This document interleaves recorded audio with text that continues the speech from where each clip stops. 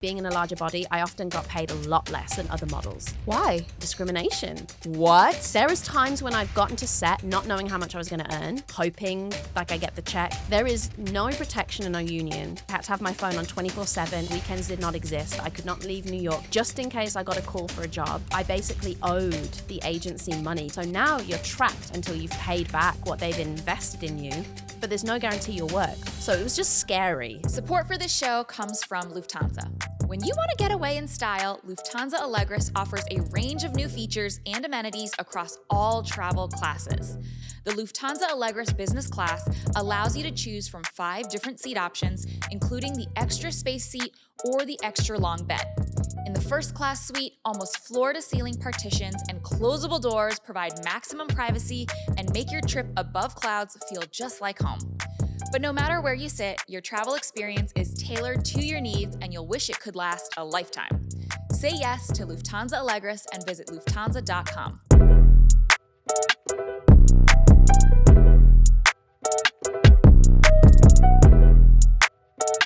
What's up, rich friends? Welcome back to another episode of Networth and Chill with me, your host, Vivian 2, aka your rich BFF and your favorite Wall Street girly. And today we're going to be talking about insecurity, confidence, and how it affects our pockets. Growing up as a young Asian girl in the early 2000s, there was pretty minimal representation, if any, of girls who looked like me anywhere I went or anything that I watched. From models to actresses to singers, there were very few. Shout out Brenda Song, though. She held it down for the Asian girlies. But frankly, I wasn't seeing a lot of representation or inclusivity when it came to the media. And this overall lack of inclusivity wasn't just limited to race. We hardly saw any people who had disabilities. We hardly saw people who hadn't aged out of that youthful category. But one of the least representative categories at the time was body size. And back in the day, if you were not stick thin, you wouldn't be seen in the media. But fortunately, while we still have a long way to go, we are also seeing a lot more body diversity now in magazines, in fashion, and across all of our number of screens. Today's guest was one of the first mid-size trailblazers I personally saw break this mold when it came to body diversity in the modeling industry. She is known worldwide. From modeling to becoming a mom to creating Saltair, a body care brand with a cult following, myself included. Hey. Everyone, please welcome Iskra Lawrence. Whee! Oh my goodness. I feel like that was just a wonderful introduction. A really holistic way to talk about what I believe in and my mission. So I'm really excited to dive in today with you. I've been dying to get on your podcast. I mean, I've been dying to see you again. It's been a minute since we've been together. We're busy girls. Booked and busy. We are very, very busy girls. And obviously, you know that you are super special to me. But since we are going to talk about newness, new things, yes, we have to talk about the elephant in the room. And by elephant, I mean small child. You had a baby since the last time I saw you. Everyone. Yes, baby Prima is in the house. And literally, I took that pregnancy test the day after I saw you. The day after. Gosh. I felt something when I was on stage with you, actually. I don't know. I just felt something? Yeah, I had this inkling. I was just like, I don't know. Maybe it was the high because I feel like it was such a special thing to be part of and see you do your thing, see all the people in the audience just soak up all the value you were giving that night. But there was something in me where I was like, oh, I feel extra alive. And then literally took that pregnancy test the Friday the next day. And yeah, life changed forever. Mom of 2 now. 1, you are absolutely too good to me. But 2, I mean, maybe I'm lucky. You could be lucky. I just rubbed a little baby dust. Maybe you did. But before we get into your baby, I want to talk about baby you. Let's roll back the tape. What was your relationship with money like growing up? So I vividly remember growing up, I came from a town called Kidderminster, which is relatively small, with not much access to information in the sense. My dad really self-educated himself. He went to actually the first school in the UK to need metal detectors and have police on campus. He went to we would call it like a rough school, and he really struggled. He never felt safe. And so his kind of experience of education being negative, weirdly, he then decided I'm going to educate myself later in life. And then he became he's so positive when it comes to learning and education. And so I feel like from a young age, he was trying to give me that knowledge. So for me, I remember being 6 and him telling me, if you ever get any money in a birthday card, we're going to save at least 20% of it. I'm going to put it away and start saving it. That's so smart. Yeah, just something small, right? I feel like dipping your toe in. And he was one of 10. So my dad grew up with not much. You know, he had a single mother. His dad passed away when he was 5. And she worked overnight in a carpet factory. She didn't drive. She like literally rode her bike 20 miles each day to go to work to provide for these children. So I saw someone work so hard. And it really was that like working class England, you know, middle of, you know, the country. Yeah. And I remember growing up and just being like, if I want to, and I don't want to say get out. Yeah. I don't want to do my, you know, upbringing disservice. It's a wonderful town, wonderful place I'm from. But I realized I would have to save and have some kind of safety net to if I wanted to go elsewhere. Yeah. So yeah, I saved from a very young age. And then it became like a badge of honor almost. Like I had savings. Yeah. They were just sat there. They weren't doing much, but they were saving. And then I had bonds very early on. My parents felt like that was a really safe option for me to, you know, put my money in bonds. So, you know, we have the nationwide bonds in the UK. And so my money just sat there. And now and again, you know, you would get like a dividend. But yeah, that was my first experience. But I also realized my parents, they started their own businesses. So they worked for people their whole lives, and they got to a point where they just realized they were dissatisfied, they were burnt out, and they wanted the flexibility. So they both quit their jobs. So I saw them taking risks financially and risks just for the whole family. And it didn't always pay off. You know, my dad got screwed over by a business partner and lost everything in a business. And my mom, again, just realized it's a lot of work to run your own business. But they invested in what they believed in. So I think that I had like more of this knowledge from their experience rather than them kind of, they weren't financial gurus. You know, they hadn't really learned much themselves, but they were trying to figure it out. And I saw them figuring it out firsthand. I mean, when we talk about generational wealth, I think a lot of people think it's literally like dad handing son cash wads. Right. But I also think generational wealth comes in the form of knowledge. Totally. If you have parents who are willing to have that conversation, so many people aren't. I know. Show the failures and the successes. I think I just love that my parents, I'm an only child, and I feel like I was one of them. Like, is that why we're so close? Because we're both only children and crazy? But they were so invested in me, and they were so invested in making me feel like an adult at an early age, just out of respect. Out of like, we want our daughter to be as well prepared as she can for this world. And ultimately, you, as a preteen, teen, baby teen, like you wanted to get into modeling, but you faced some adversity because you weren't the, and I quote, ideal size. Yeah. Which is crazy to say out loud about someone's body. Oh, yeah. Can you talk to me about that? Like, why did you want to get into modeling? Like, what happened there? You know, I saw modeling as an opportunity to travel, to have this life that looked very different from my upbringing. Glamorous. Yeah, you know, you see at that time America's Next Top Model was everywhere, and you know, we did get fed many lies about what the industry was like, but it did. It seemed glamorous. It seemed like I would get to, you know, leave this small town and go and experience the world. And my parents did a really good job of instilling this confidence in me. So I did feel like I could try anything, and if it didn't work out, it's okay. Like I can either try something new, or that's just kind of part of life. Not everything is for you sometimes. Resilience. Yeah, they taught me that resilience. So when I got into modeling, I just loved it. I felt like I got to act, I got to move, because I did a little bit of dancing too. So it was like all of these things I enjoyed doing into one. And I loved going onto set and building new relationships. Every day looked different. It felt like this creative outlet that was about literally me, like I embodied that creativity. And so I wanted it more and more. But what happened was I went and entered a competition called Elle Girl Search for Supermodel, entered it at 12, and I guess the photos me and my mom took with the fan up against my, you know, closet did great. I got into the finals. I didn't win, which again is a really great lesson in life, that you don't have to win things to still open a door. Yeah. And I got scouted by Sarah Dukehouse, who scouted Kate Moss. So it was a really big deal. It was so exciting. I just got chills. Yeah. And she put me on Models to Watch.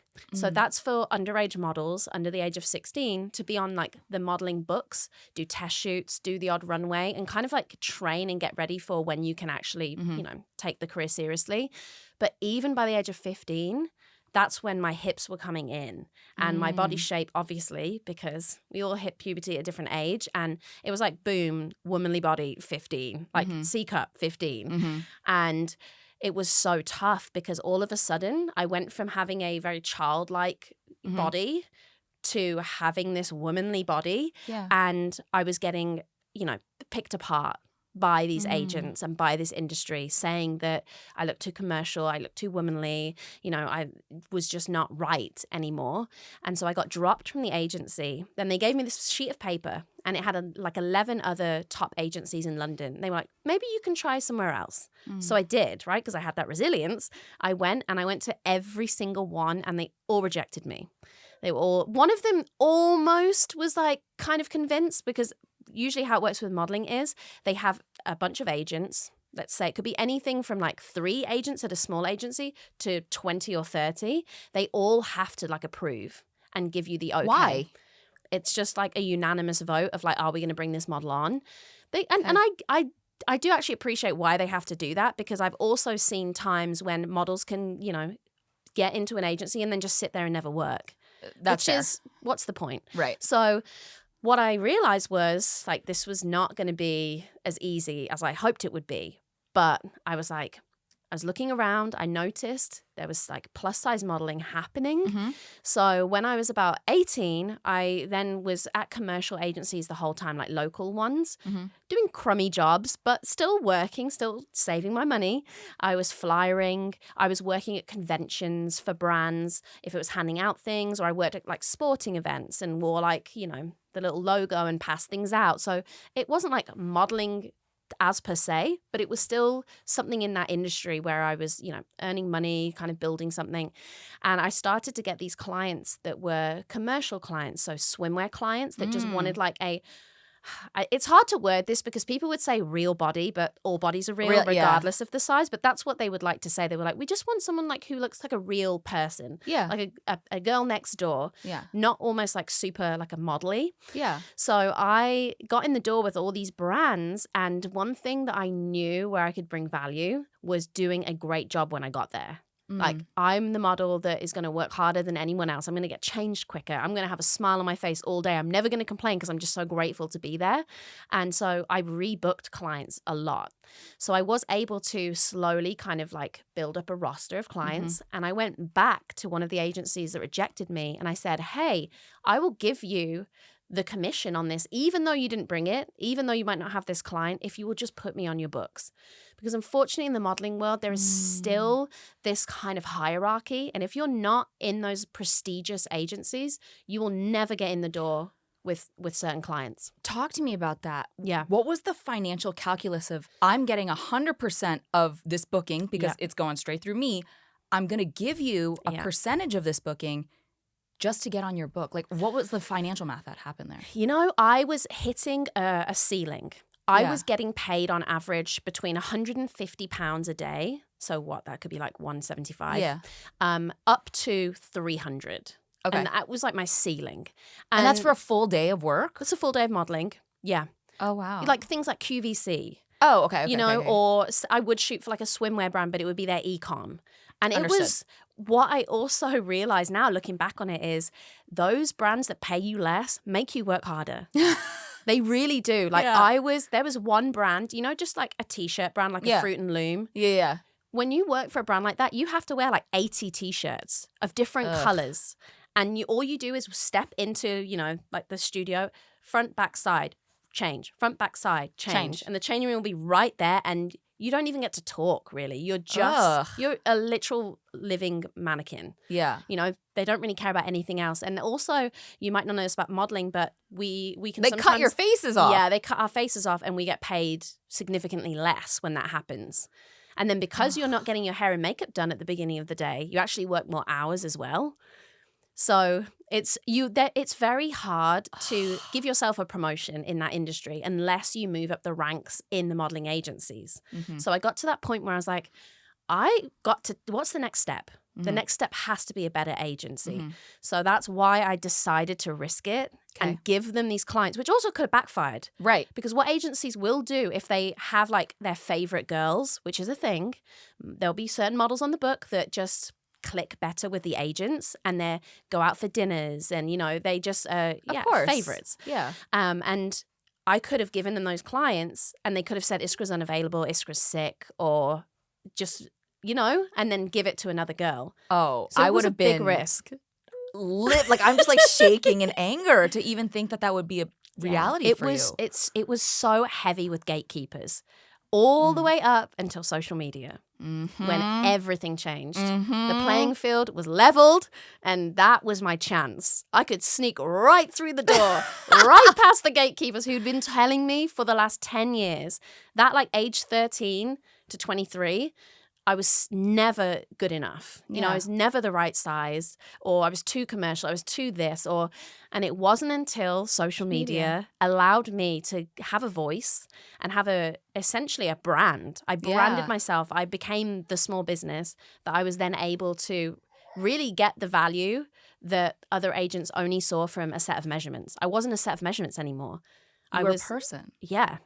And I was going to say, right around that time, your career really took off when you became an Aerie role model. And this is actually when I first discovered you in my life. I saw you at my small town regional mall. You looked so beautiful in the window. And I looked up at you and I said, that girl and I have similar body types. Because I remember feeling like my thighs were always a little too thick for the damn jeans. They wouldn't fit right. I'd have to size up or something wouldn't fit right. And I was like, she looks so beautiful. And I walked in that store and I was like, Mom, I need everything. Please buy this for me. So like, it wasn't even just about necessarily the money. It was like you were changing so many young women's perceptions of themselves. Yeah. And that wasn't even a question to ask. That was just me trying to like gush at you. But like, how did embracing your authentic self for you and for all of us translate to real financial success too? Yeah. I mean, it really hit home when I realized it was radical to be confident in your body. Like I didn't realize even the top models who I worked with would pick themselves apart or still get criticized for something. And it really was me going on Instagram and telling this story and undoing the years of all the terrible advice or all of the years of opinions that people had put on me and just being free to say, this body is absolutely perfect just the way it is. Yeah. And so is yours. And figuring out that I had a voice that resonated, like you said, thank you, and with so many others, it essentially built trust and authenticity because I was a human sharing a human experience that related to millions of people. I went from 75,000 followers in September of 2015 to 1 million by December. And it was, I didn't know what was happening. Wow. My life like changed over those like 3 months. And, news outlets were listening to things I was saying about how negative retouching was, how negative it was as a model who got retouched. And if I didn't see myself and look like myself, how could anyone possibly then compare themselves in a healthy way? Sorry, I'll give them a second. Are you going to head out? Okay, you should probably take the wearer or something, just so, because you could be carrying her for a minute. Yeah. I don't even know if we're going to edit this part out because I think it's so amazing that you are a working mom. That, let's be real, like your baby, you just had a baby. You are back here doing this as a favor to me as a friend, but also like to know that you have like the support to be able to do this and continue to be as ambitious as you are. I mean, that's honestly a symbol to all working moms. Yeah, we can talk about postpartum later if you want to go back to that, but this postpartum experience has been completely different because I've decided to not stop. Which I thought would be negative. I thought I'd be more tired, but it's really fulfilling. This fills my cup. This is me. Yeah. And I feel like when I switched that off last time, I lost such a big part of me. Yeah. And I felt isolated. I felt like I was, FOMO in a way, I guess. Even though being with your baby is everything, you can do that. Like I bring her with me everywhere. And we have so many adventures and we're making these cool memories. And so I'm really, this postpartum has been really empowering. But back to where we were at, how did that translate to money? I remember, so what sucked was, unfortunately, being in a larger body, I often got paid a lot less than other models. Why? I mean, discrimination. So in your contract when you sign with an agent, there is a clause that says you're not meant to talk about money. What? There is times when I've gotten to set not knowing how much I was going to earn and just like hoping like I get the check. It's usually net 90, but even not that long ago, I've had to chase agencies for year-old payments. There is no protection and no union, but I don't know if you've heard what Model Alliance is doing. No, tell me all about it. Okay, Model Alliance, Sarah, who heads up that, she was a model who was at the top of her game. I'm talking Tommy Hilfiger, like she really was crushing it. And she felt like completely burnt out, but also taken advantage of. And she did this incredible documentary and basically decided to quit modeling, start law school, and basically create this alliance for models who are very voiceless.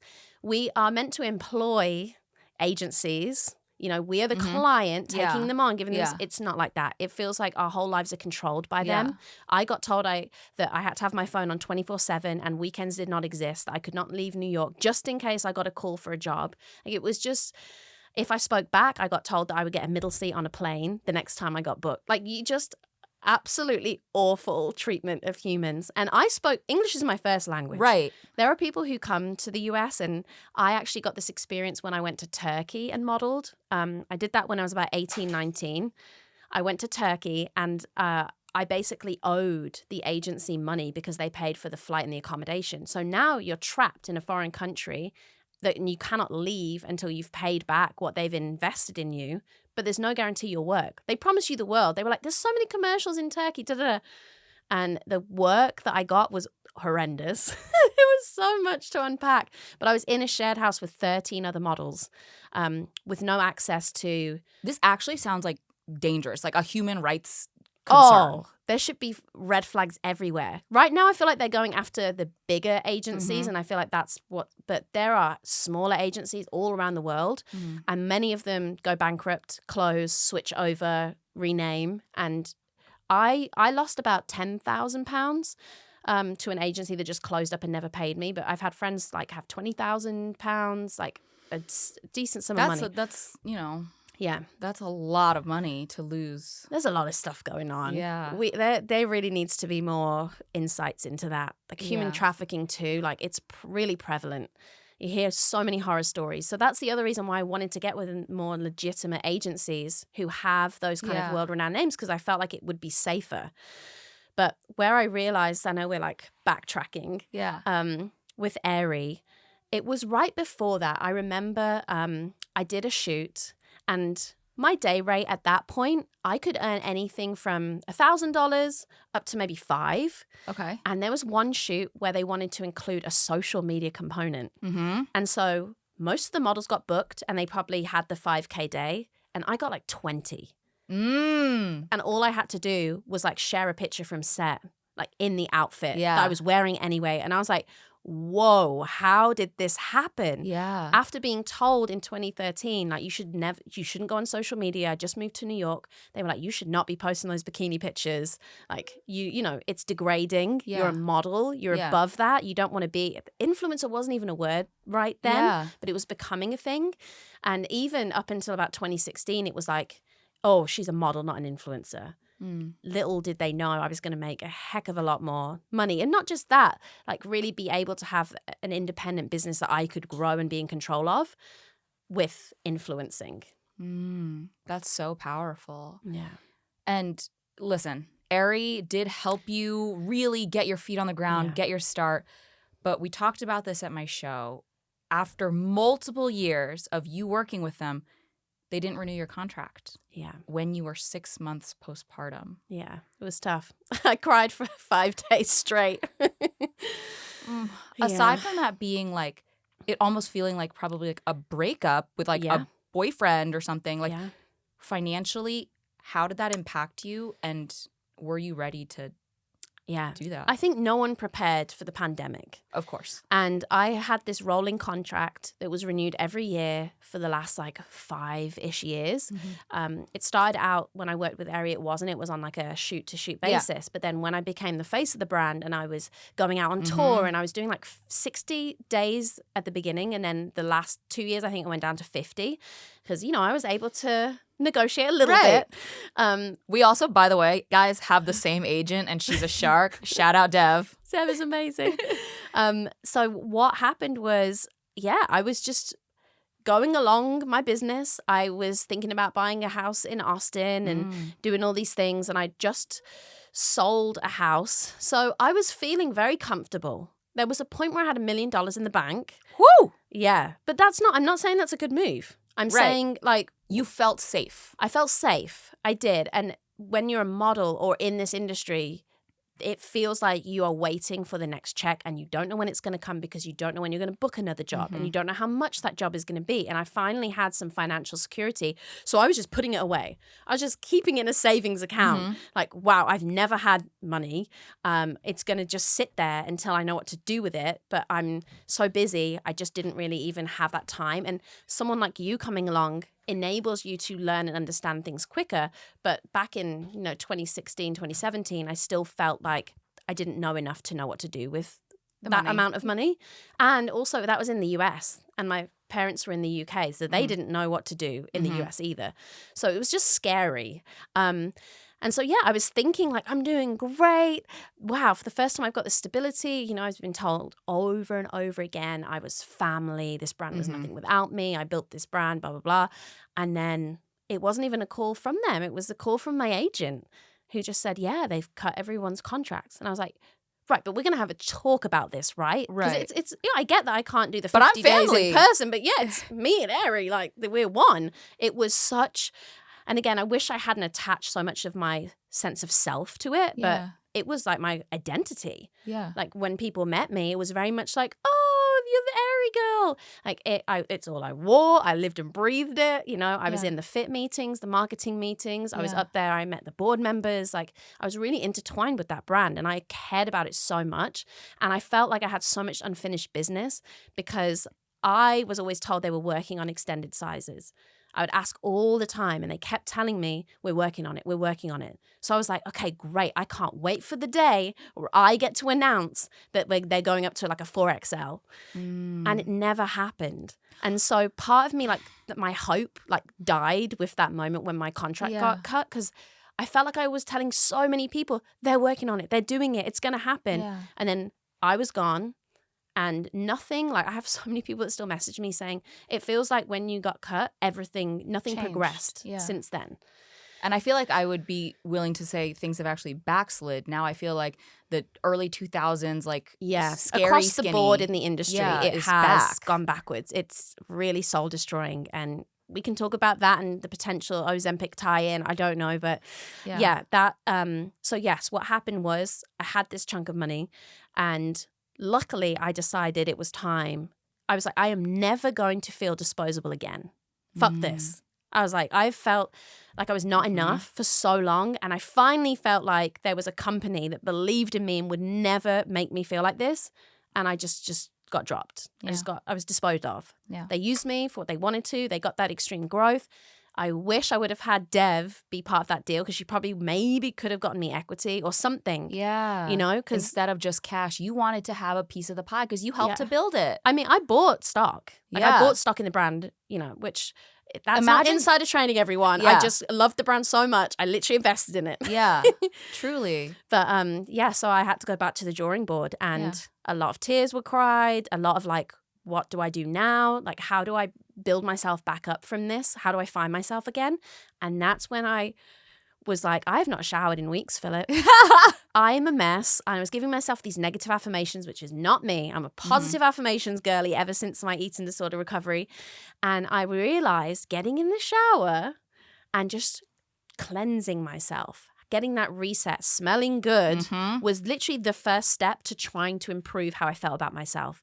And I was like, I had a very colicky baby. Shout out to all the moms with colicky babies. You know how hard it is to even have a shower. Yeah. Because when your baby is screaming or if they don't nap long and it's 30 minutes, you are literally picking like, oh, am I going to eat right now? Or am I going to cleanse myself? Yeah. Or am I going to maybe take that nap that everyone tells you, nap when your baby's napping?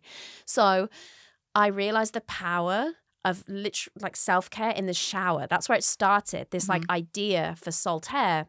I was just going to say, when they kicked you out of their lunch table, you said, I'm not going to try and get back to your lunch table. I'm starting my own cool girls club. Absolutely. And you born what I would like to call your 1.5 baby in between your two kids. Totally. Saltair. Yeah. You literally just felt gross as a mom. And you were like, I want to feel clean. I want to smell nice. I want my skin to feel smooth. I want everything to be great. But come on. You were a model. You were an influencer. You don't know how to go into a lab and make stuff. I do not. How did you actually build this company? Support for this show comes from Lufthansa. A flight is more than just a flight. It's a journey and a promise of a destination. But how you travel matters just as much as where you travel. And with Lufthansa Allegris, you can find a high-quality travel experience to relish every step of the way. The Lufthansa Allegris first-class suites provide almost floor-to-ceiling partitions and closable doors, creating maximum privacy for travelers. They also come equipped with a spacious dining table, individually adjustable and temperature-controlled seats with a Do Not Disturb feature. Plus, the wide seat in your suite can easily be converted into a bed that is over 6 feet long, ensuring a restful night's sleep on board. And if you fly Lufthansa Allegris business class, you'll have 5 different seat options to choose from, such as extra long bed, the privacy seat, or the extra space seat. Enjoy your travel experience tailored to your needs. No matter where you sit, you'll want to stay on your Lufthansa flight for as long as possible. Say yes to Lufthansa Allegris and visit Lufthansa.com. So I had a lot of connections, right? Which I will say is invaluable. But the way I did that was any opportunity I had, I introduced myself to people. I just kept a lot of these really close-knit, good relationships. And I had someone called Juliana in my life who was in PR in New York. And again, I had like PR at that time. And so basically word got out of like, I was trying to start a brand. And at that point, there was the center who was a brand accelerator who were also looking for people to join forces and basically build these brands together. And when I had that, and I'd taken other meetings. I took a meeting at actually one of the fragrance houses that I worked with through Aerie, because I also had 4 fragrances with them. So I'd learned a lot about branding, about product, but that was very much white labeling. And I knew that's not what I wanted to do because, again, you don't own it. I don't own it. And that whole progress of me in my modeling career was having ownership over my body and not being a set of measurements. And then there was the component of, the business side of it and the contracts, and then being like, I feel like I built this brand, or I like that brand is part of me, and it's not. I'm just like, disposable. You were just a sticker and they removed it and rubbed the glue off. Exactly. But you wanted to be the car, not the bumper sticker. Absolutely. I love that analogy. So I've met Ben Bennett, he's part of the center, and he likes to stay, in the background. He doesn't like to take the spotlight, but he is a creative genius. Not only that, everyone, again, he's met through his career, he's poured into. So he has this team, this core team of people at the center who they love each other. They're like family. And so I had to get into the family. So we like dated, and we're all like, I'm like scared of this word now because you used it earlier and I was like, we're family. I'm like, are we? Right. But no, it's really incredible because we had to like date and really get to know each other, because the trust that you have to have if you're going to business with a partner is everything. And he knew what I've been through, and he knew that if I was going to do this, that was it. Yeah. And I would give everything to it, and I get this one chance to put out this brand into the world that's mine. And I'm so glad, obviously, it wasn't called Iskra Bodycare, or and we talked about this so much, and I was like, this has to stand on its own, and we both agreed product first. So in that sense, I was like, I know what I want the vision and the mission of this brand to be, and you maybe noticed on our products it said everybody is welcome here. That's the mission. For me, body care is one of the most accessible products that you could create. Hopefully, I think most people shower, right? And there's no size to that. There's literally no size. And hence why we have these really powerful fragrance collections, because I wanted to touch different people with different, fragrance stories that hopefully resonate, either brought back memories or empowered them or made them like feel a sense of self. We basically, I got in with the center, and they had the infrastructure and that team. So I was able to specialize in what I did best. Yes. And they brought what they did best, which was the product development and the research development. And it's been life-changing because I could not have done this on my own. And I really respect people that do. And I've met so many founders that some of them are really proud of obviously being like, I did this from my garage, the ground up, and I've met other ones that said, no, I got funding from day one. Right. And there's all these different experiences, but I think the most important thing to me is that you always love your brand. And I said that to Ben. I was like, I would rather share this with you, with someone, so I could remain loving this brand and what it stands for and focusing on what I specialize in, rather than burning myself out to the point where I hate this brand and I can't go on. How did you decide how much of the company you were like, I need to keep this, but I'm willing to give up this much % of the company to like get it off the ground? Yeah. I mean, I knew that he came with so much experience and the team. And it was scary. You know, we went back and forth. I had an incredible lawyer, Jennifer Justice. That's her actual real name. That feels like a cartoon lawyer. Yeah. I mean, she's such a badass. And so, we went back and forth. And it's like, at what point are you arguing about something that doesn't exist yet? And it's a really trust the process moment. It's a really like, stop listening to all the outside influences and voices, all the people who already are trying to get a chunk of this non-existent thing, and literally think, what to me do I feel like when I look at this organization it's really like an infrastructure, and what am I bringing? How much time do I want to invest in this versus the rest of the team as well? So I feel like that's how the percentage kind of like felt. And, you know, it was risky. I'm not going to lie. I do not take a salary. Like, my business partner does not take a salary, and we're, you know, 5 years in now. Yeah. And so all of it was a risk. Yeah. But you just have to have the right partner to just go on this journey with. So I feel like it's on a play-by-play basis, because I knew what the center was bringing and I knew how valuable that was, versus if it had just been any Tom, Dick, and Harry, like I would have probably been like, you know what, I'm going to keep more control. But I was like willing to be like, you know what, you can have majority of this because you know what you're doing. And it's like my honor to be able to. You gave the majority away. Mm-hmm. Wow. Yeah. Well, it certainly paid off. Yeah. I mean, it's, you know, I still have a really decent chunk of a very big pie now. Yes. Rather than I would have had this entire tiny pie. Tiny pie for I don't know how long, 10, 20 years. You know, it's I can sleep at night knowing that I have this team that's got this brand and they know exactly what they're doing. I don't have to worry about HR. We have HR. That was one thing, because I've had small businesses myself. I've also had little ventures where like I've partnered with, I had a media company very briefly with a host that was on ABC, and it just was so stressful. Yeah. And he would take meetings I wasn't involved in, and like it just has to be the right dynamic. And when you feel that, I'm like, I trust you. Yeah. And I trust that you're going to do what's right for this brand. And, you know, we said that at the beginning. It's like, we're not always going to agree on everything, but we got to do what's best for this brand. Yeah. It's better to have one slice of a mega pizza than to have a personal pan pie. Personal pan. Yeah. Yeah. I love that so much. And I love that this new business that you've built, one, you have ownership, so they can't kick you to the curb the same way they did before. But two, it's really scalable. Yes. The amount of work you do does not change, but people can buy infinite numbers of these products. And I'm not trying to downplay how hard you're working on Saltair, but it is passive income to a point. Yeah, to a point. You have your passive income, you have your investments, you have your still modeling career, you have your influencing career.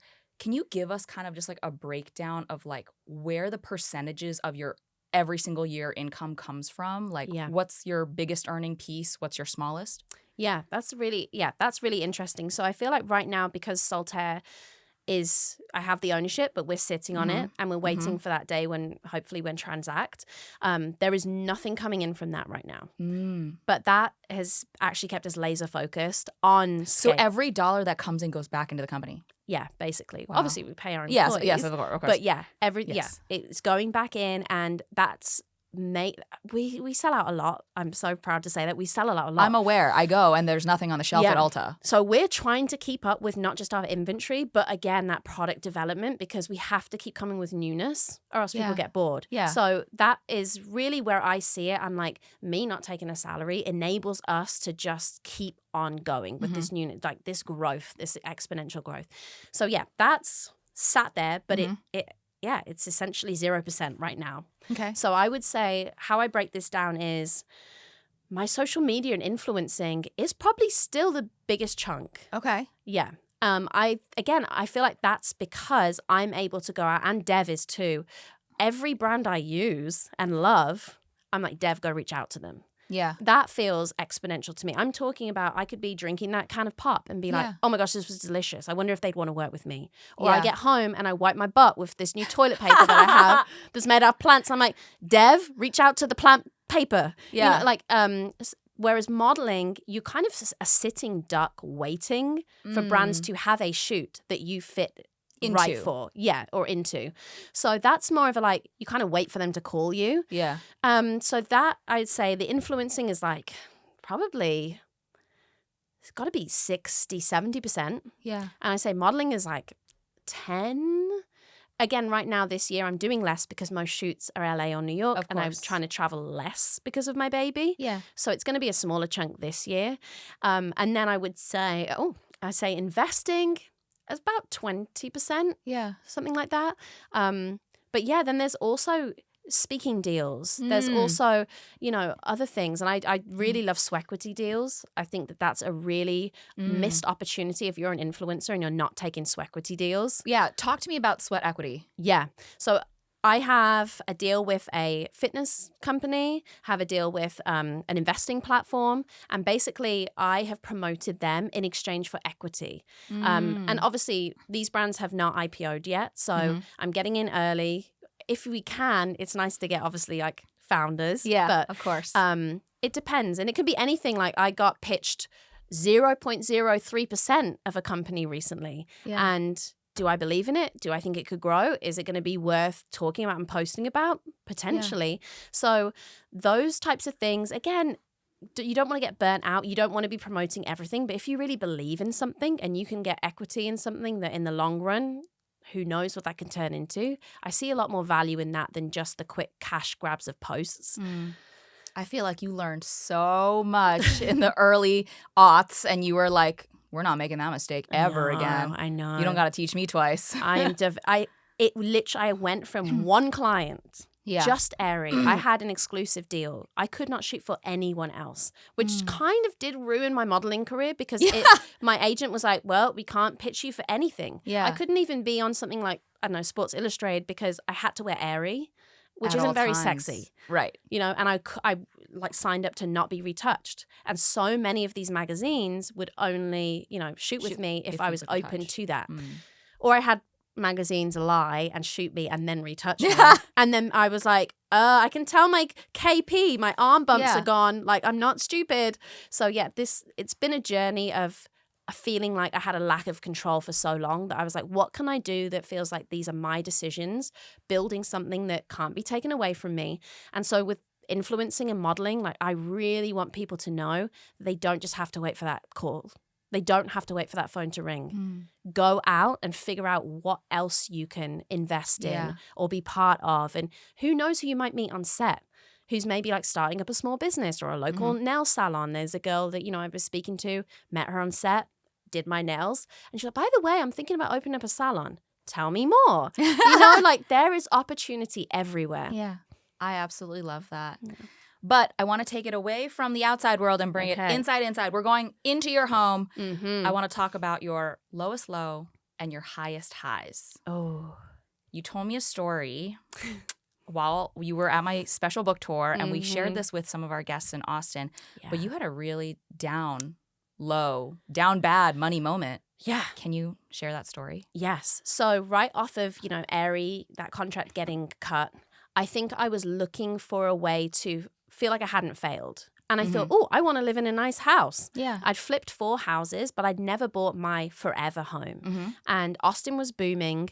And I viewed this home. It's interesting how realtors sometimes persuade you.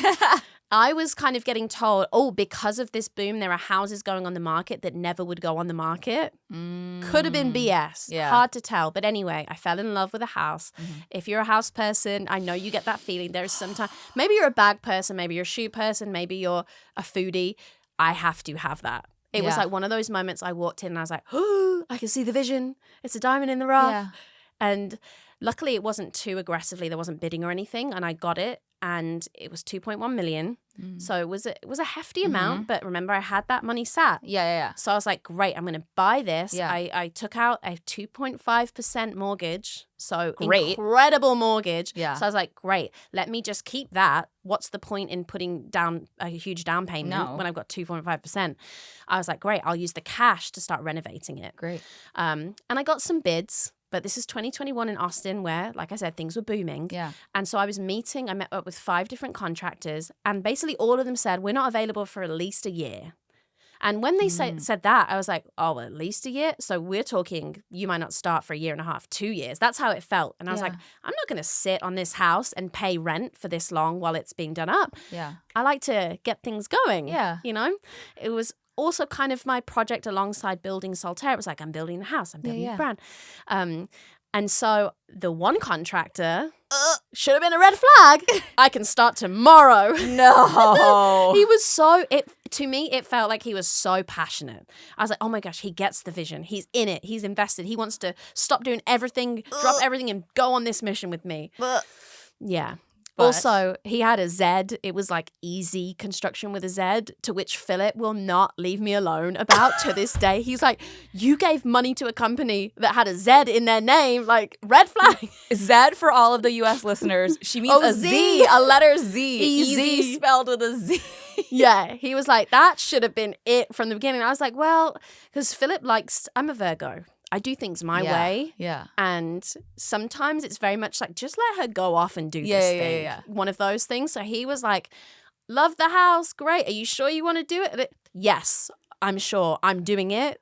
I mean, I would let you too. I feel like you had so much success at so many other things you were so passionate and headstrong about. He was like, okay, go do the house. And he'd seen, we literally just like flipped this house in LA and, you know, he'd seen, oh, she does this. This is a thing. Yeah. Okay. So started off, demo process, wonderful, because it's very easy to knock things down. And the next process, framing, also went wonderfully because his background was a framer. Then we started getting into the subs, and this is where it all started going wrong. Subs being subcontractors. Subcontractors. He cut corners and he hired subcontractors that weren't licensed. And so the jobs were done shoddily. You use the word shoddily? Yeah, like shoddy jobs. Yeah, like not bad job. And so they did things like they dug a trench in this pool deck, which then started leaking. So I don't know if it was fully intentional or just like, you know, complete naivety, but things started to get worse. Yeah. And there was just like money. It was like a money pit. Things were happening. We found a natural spring in the foundation, and the whole kind of foundation of the house had to be rediverted, and a like little divergent river had to be built like around them. It was just like that. We realized that all the brick ties on the outside had all eroded, so the whole facade of the house could have fallen.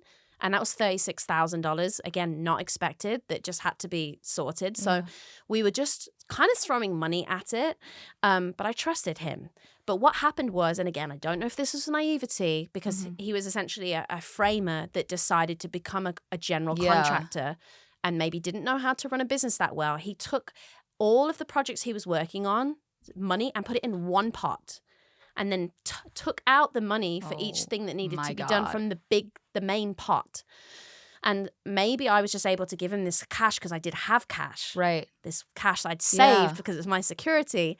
And so what happened was it really came to a head when the ACs were installed, or not installed, they just got to the site, 3 AC units. And then 2 or 3 days later, I went to site and they were gone.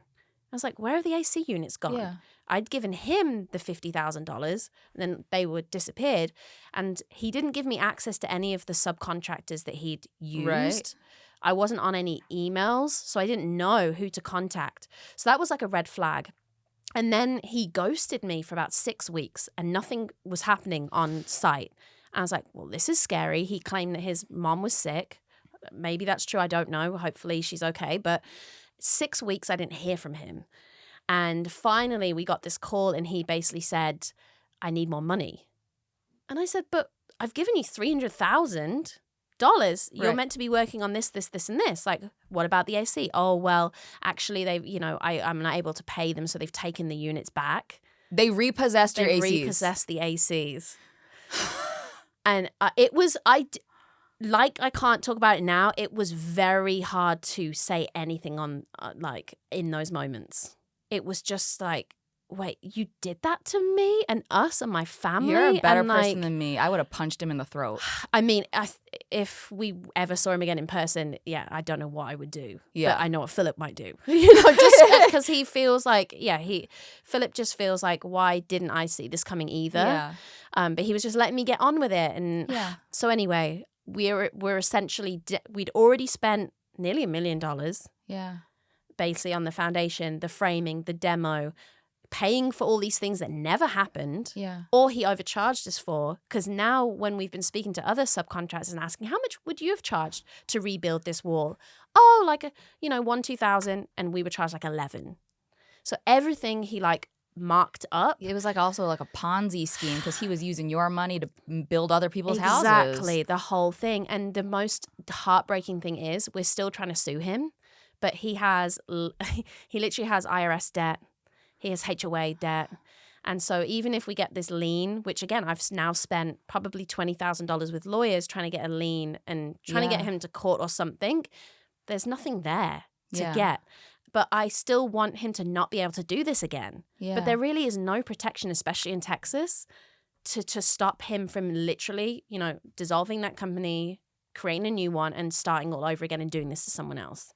So that's why I'm extra furious. Because it is just money. Yeah. It is money. I work really hard. I know I can earn it back. He's lost me many years of living in this beautiful house that I fell in love with and wanted to be in. When I, had my second child, I envisioned her being born there and, we missed out on those things. But the fact that he can walk away and it has not impacted his life at all, so he could just do it again, that's what is really hard to live with.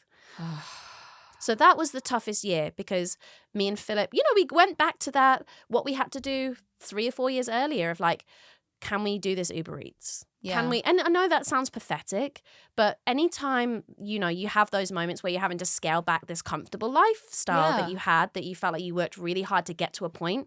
I felt like I worked really hard to have that cash in the bank and sit there and be like, oh, wow. Like I'm a model that worked for so many years, either for free or for £100 a day. Yeah. Or I signed terrible contracts. Like I did shoots where I gave away total rights to my images just because I needed the money so desperately or else I couldn't get dinner that night.